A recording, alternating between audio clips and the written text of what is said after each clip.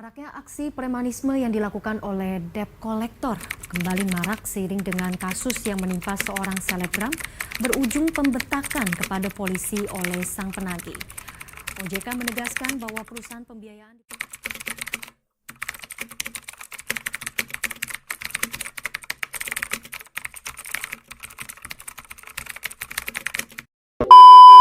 berapa banyak pembukaannya tahu tentang pinjaman online yang ilegal, terus risiko yang terkait dengan kekerasan serta penagihan yang agresif.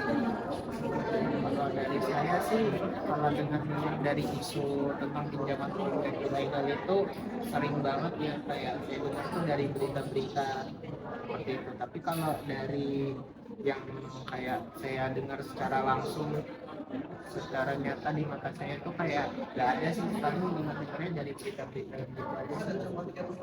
Mungkin lanjut ke pertanyaan selanjutnya.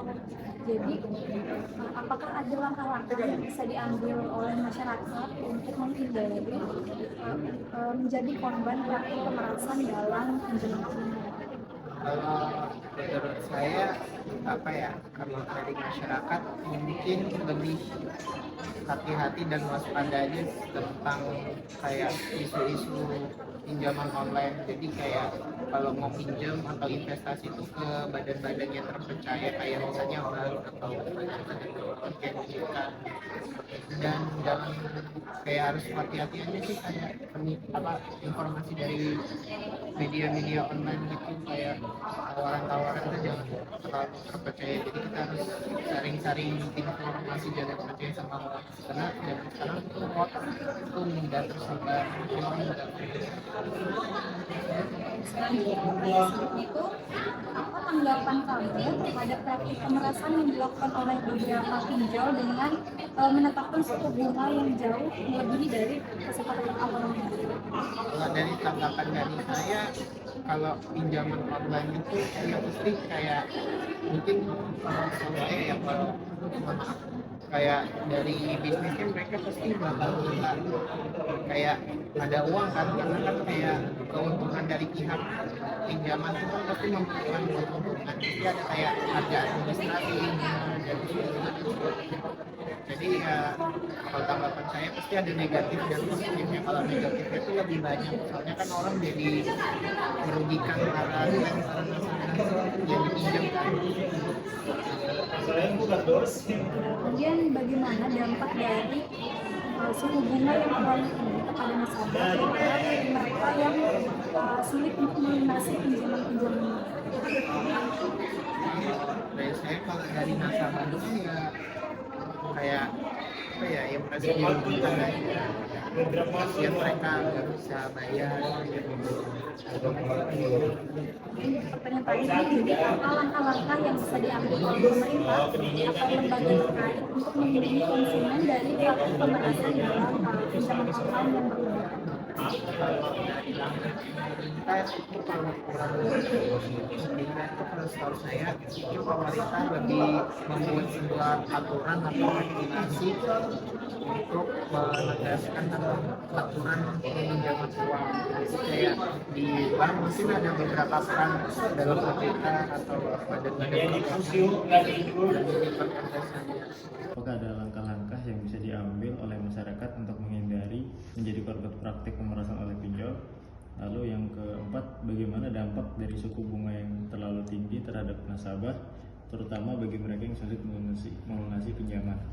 Dan pertanyaan terakhir, apa langkah-langkah yang dapat diambil oleh pemerintah atau lembaga terkait untuk melindungi konsumen dari praktik pemerasan dalam pinjaman?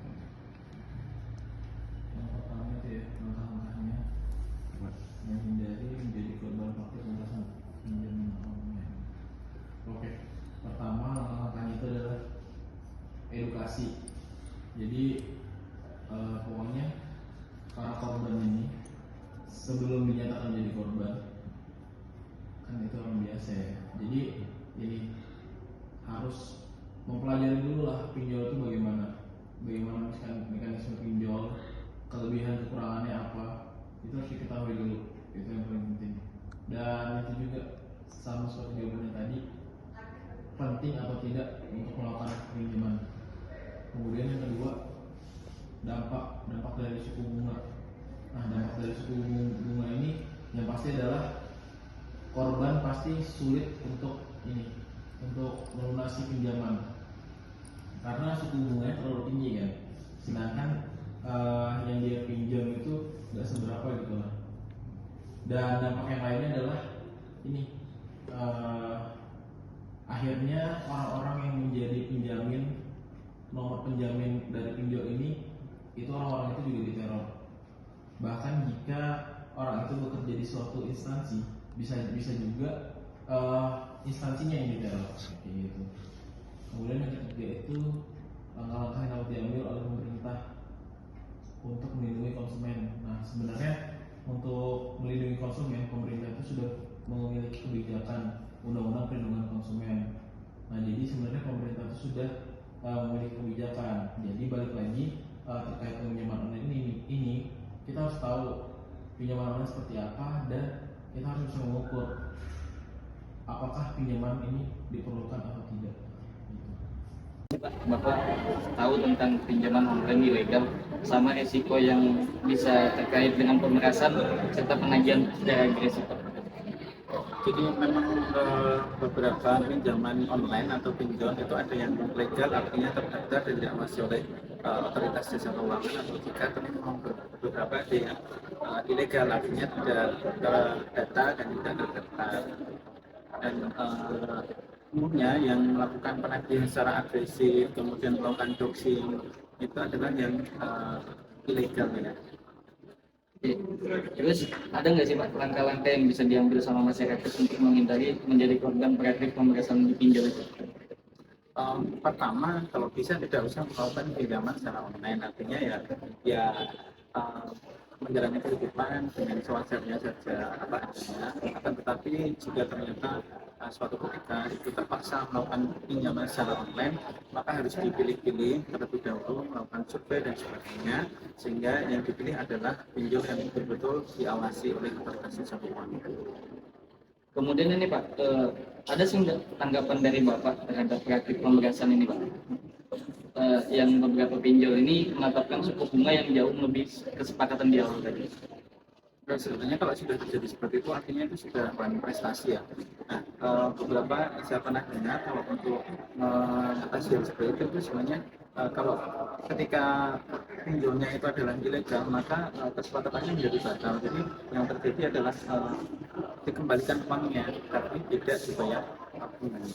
Dampaknya apa sih Pak kalau misalkan dikasih suku bunga yang terlalu tinggi dari awal terhadap nasabah, itu dampaknya apa Pak?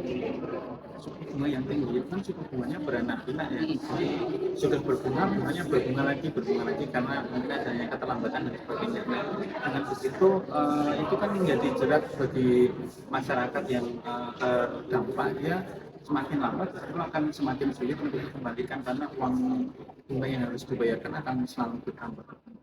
Nah, untuk menghindari hal yang tadi itu Pak, ada nggak sih Pak langkah-langkah yang bisa diambil harusnya oleh pemerintah atau mungkin dari lembaga-lembaga terkait untuk menghindari pinjaman online itu?